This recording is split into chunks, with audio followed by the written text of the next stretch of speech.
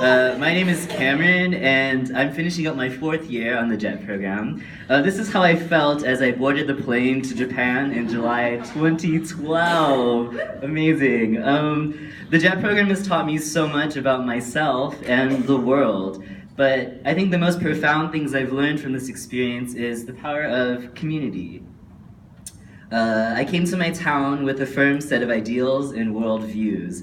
My community in college was tight-knit, and I was set on going to grad school after just 1 year on the JET program. And 4 years later, I'm still here. But absolutely no regrets, and it's been one of the best experiences of my life.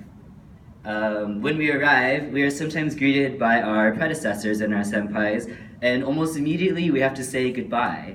My first festival, I got a taste of the community of people before me and a small window into what life was like for them. And then they're gone. And pretty quickly, I was thrown into work life, meeting hundreds of people at a time, and trying to remember my crappy Jiko Shokai I learned at Tokyo Orientation. My senpais and fellow Jets were all phenomenal in their own ways.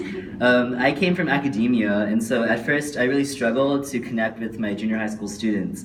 But Chris and Leilani here, who are in my town, they really helped me to connect with the students in so many different ways that I'm forever thankful for.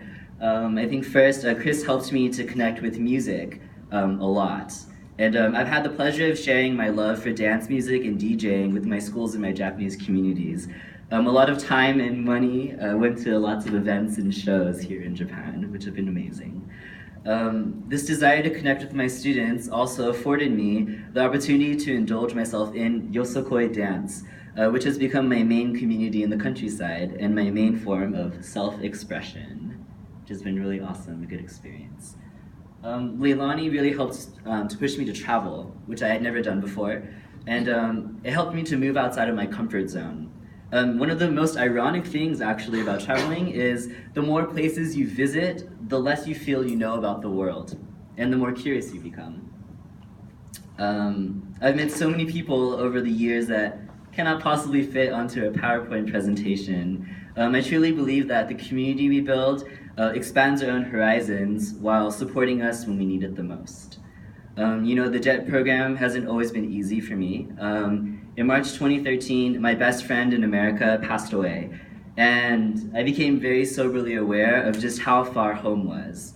It served as a powerful reminder that nothing in life is guaranteed, and we have to actively fight for and maintain the things that are important to us. It took me a long time to recover, but I found that the best way to move through the mourning process is to fall back on the community that you have. I became extremely active in the LGBT movement here in Japan, and it's been one of the best experiences of my life. Change is happening so fast here in Japan for the LGBT community, and I'm so proud to have been a part of the movement here over the last 4 years. So this is Tokyo Pride and a magazine I organize here in Japan. Of course, our work community is also very important, just as important as our community outside. I've been so blessed to work with some of the fiercest educators in the world, and I've learned so much about teaching from them, and I really hope I can continue to work in education. ALTs and CRs to an extent, but mostly ALTs, I think, as educators have larger impacts than we realize.